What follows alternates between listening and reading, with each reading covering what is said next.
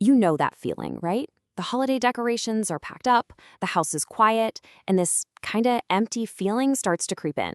It's that post-holiday slump, and trust me, so many of us feel it. So today, we're gonna dive into some really great insights on how to handle those winter blues and actually find joy after all the festivities are over. It's the big question that hits us all, usually right around the first week of January. The holidays are over, so now what? It's that sudden quiet, isn't it? The emotional drop after weeks and weeks of hustle and excitement. And you know what? It's a completely normal, totally relatable feeling.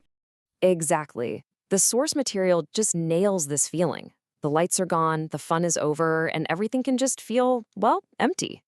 This is what we call the winter blues, and it's this shared experience of feeling a little lost or unmotivated as the new year kicks off. But here's where we get to the good stuff, a huge shift in perspective. What if true joy doesn't actually depend on those big, flashy events? The core idea we're exploring is that real, lasting joy is something we can build by leaning into our faith and finding meaning in the simple, everyday stuff. Okay, so how do we actually do that? Let's get into our first section. This is all about shifting our inner focus. We're going to look at two key strategies for finding joy from the inside out. All right, strategy one is so simple, but so powerful, making an intentional shift to gratitude.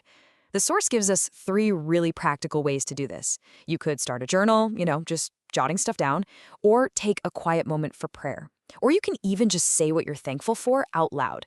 The act of just noticing the good things can literally change your whole outlook. And this idea is captured perfectly in this passage from 1 Thessalonians. It's a call to give thanks not just when life is great, but in all circumstances. That little phrase changes everything. It turns gratitude from just a reaction into a consistent daily practice. Strategy number 2 is all about embracing rest. And I love this idea of completely reframing what winter is. Instead of seeing it as this dull, boring season, what if we saw it as a gift, an opportunity to recharge and renew? This isn't about being lazy. It's about giving yourself permission to slow down, reflect, and maybe even get creative with that extra downtime.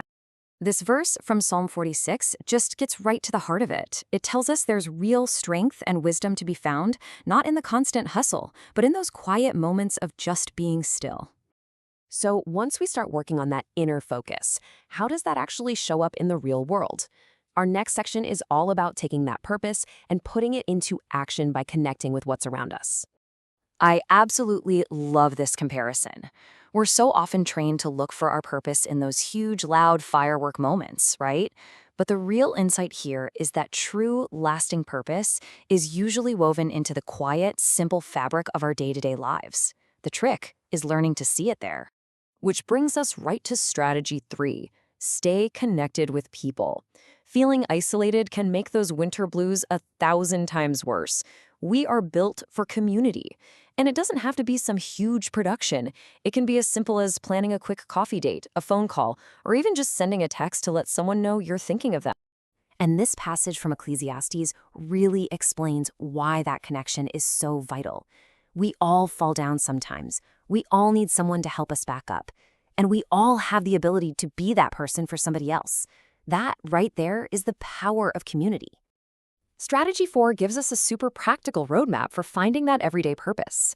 It's about setting small, winnable goals to build momentum. It's about looking for little ways to serve other people, and it's about creating a simple routine to give your day some structure. Those three things together can bring a real sense of meaning to your day. And this verse from Proverbs is such a powerful piece of encouragement here. The idea is that when you commit your daily tasks, even the boring ones, to a higher purpose, they suddenly take on new meaning, and your plans start to feel a lot more solid. All right, our final section really brings it all together. It's about seeing the whole picture, recognizing that undeniable link between taking care of our bodies and taking care of our spirits. You can't really have one without the other. Strategy 5 sounds so simple, but it's often the first thing we let slide. Just take care of your body.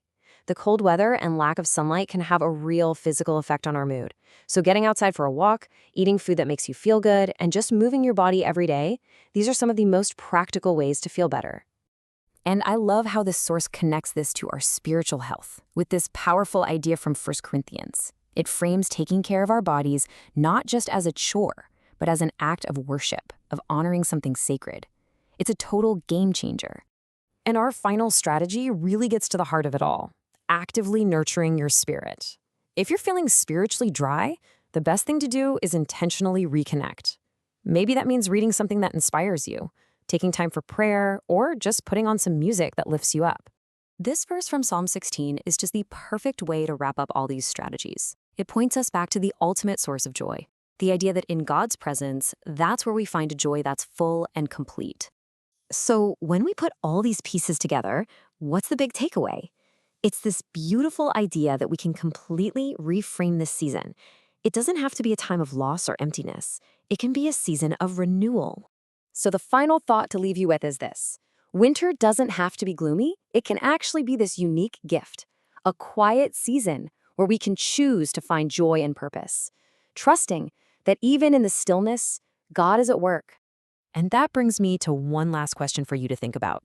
As you look at the week ahead, what is one quiet moment? Maybe it's your morning coffee, a drive home, or 5 minutes before you go to sleep. What is one quiet moment you can intentionally turn into an opportunity for joy?